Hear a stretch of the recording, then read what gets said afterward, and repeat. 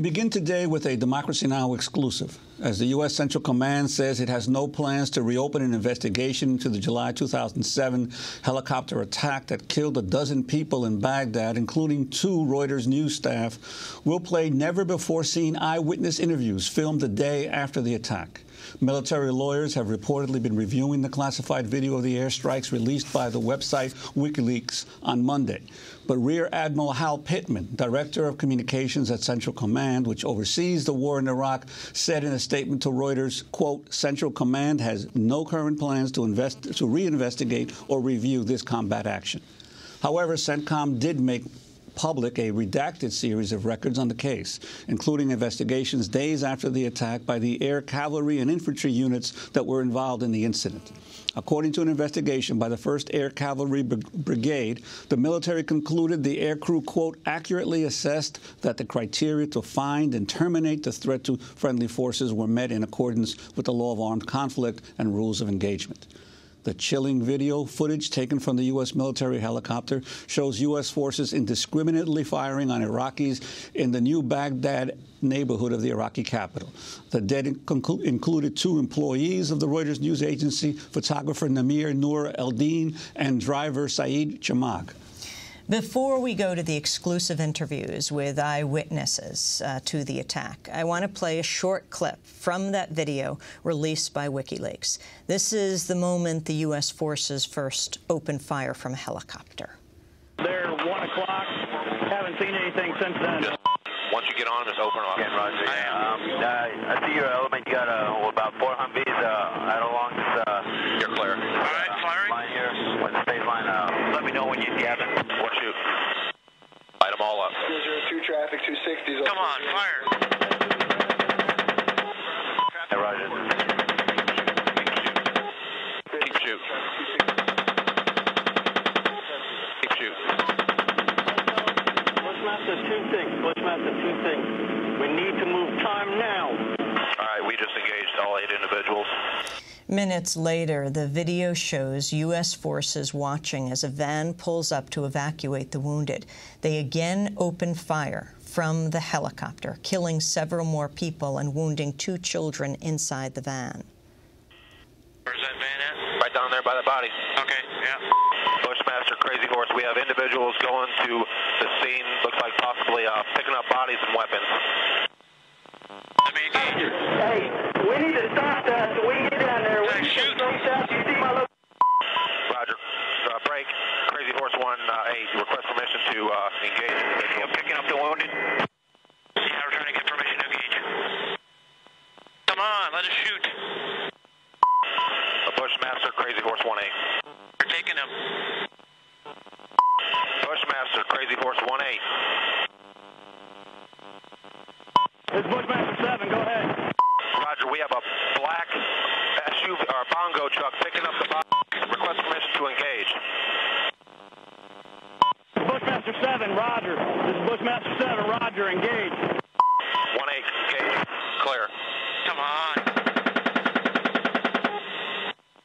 Clear. Clear. We're engaged. Coming around, clear. Roger. Trying to, Clear. Roger, I lost him in the I got him. Should have a van in the middle of the road with about 12 to 15 bodies. Oh, yeah, look at that. Right through the windshield. The video is from the July 12, 2007 attack on Iraqi civilians by U.S. troops, released Monday by the website WikiLeaks.org. Well, independent journalists Rick Rowley and David Enders were on the scene the very next day in 2007 and filed this exclusive report for Democracy Now! We came to the Iraqi suburb of New Baghdad one day after a U.S. attack helicopter strike that killed 12 Iraqis, including a journalist and a driver working with Reuters. The U.S. military claimed that they were under attack from rocket-propelled grenades and small arms fire, and that all of the dead, except for the 2 Reuters employees, were insurgents. But local residents showed us the remains of a burnt-out van spattered with blood and told us a different story. The helicopter came yesterday from there and hovered around. Then it came right here where a group of people were standing. They didn't have any weapons or arms of any sort. This area doesn't have armed insurgents. They destroyed the place and shot at people, and they didn't let anyone help the wounded. I swear to God it was helicopters that attacked us. These people are all witnesses. They attacked us twice, not once. Another resident went on to describe what happened to the man who tried to help the wounded. The driver went to carry the injured, who had been shot in front of his eyes.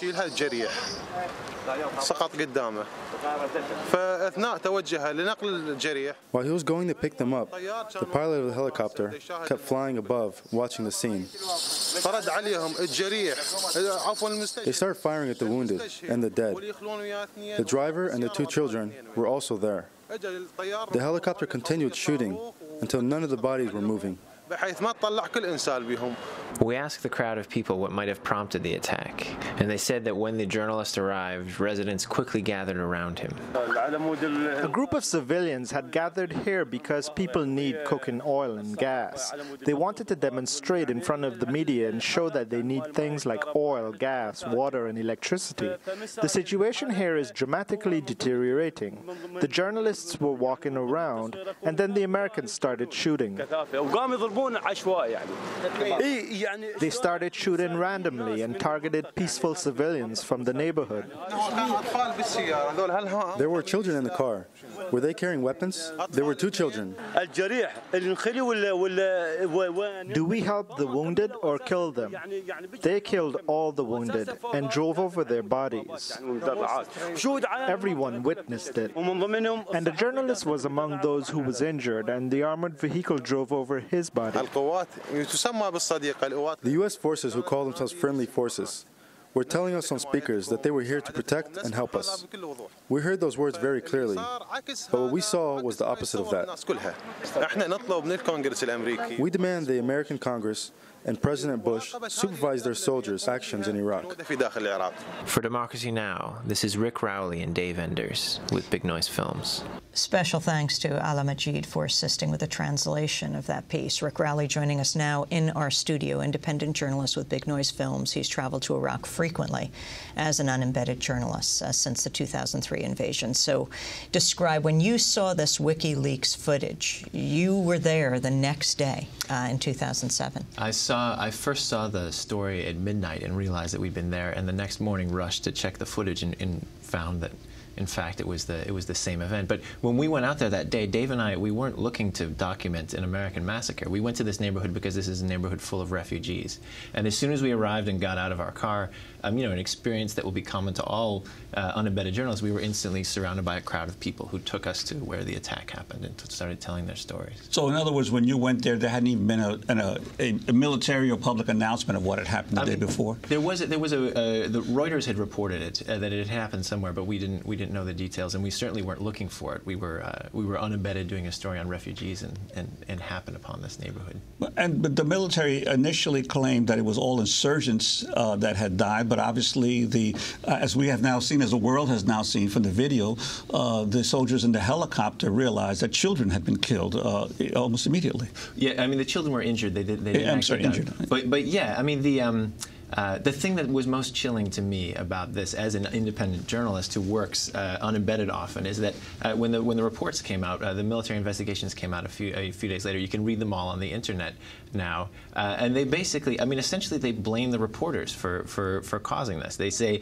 they did three things wrong. First, they failed to identify themselves to a helicopter gunship flying, I don't know, hundreds of feet above their heads. Second, their proximity to armed insurgents was reason for them to be killed. And third, their furtive attempt to take a photograph of American troops. I mean, so first of all, there is no reason at all to believe or to conclude that any of the people in that picture are armed insurgents. I mean, you can see two men with Kalashnikovs, but this is 2007 in Baghdad. This is the height of the Civil War, when dozens of bodies a day were being picked up from the street, when sectarian militias filled the Iraqi security forces, the police and the army. Every neighborhood in Baghdad organized its own protection force, and it was legal at the time for every household to own a Kalashnikov in Iraq, and every household I ever went to did. So the presence of two men dangling at their sides Kalashnikovs in a crowd of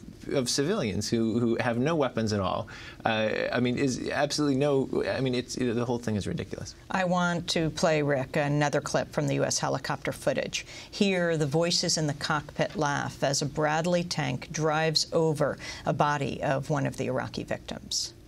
Frequency. Yeah, I just drove over a body. Yeah. Frequency. Yeah, I just drove over a body. Yeah. Viper 5 to report free change zone 4.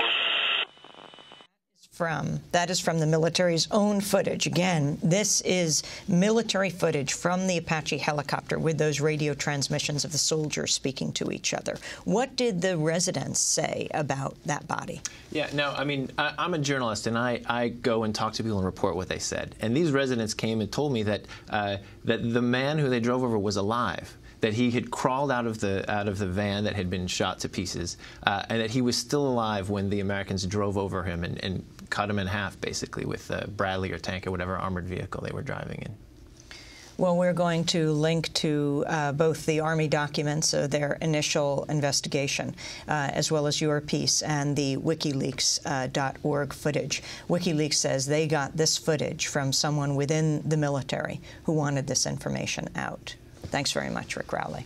Rick Rowley, independent journalist with Big Noise Films, who has traveled to Iraq and Afghanistan frequently as an unembedded journalist. He was at the site of the 2007 attack the next day. This is Democracy Now! We'll be back in a minute.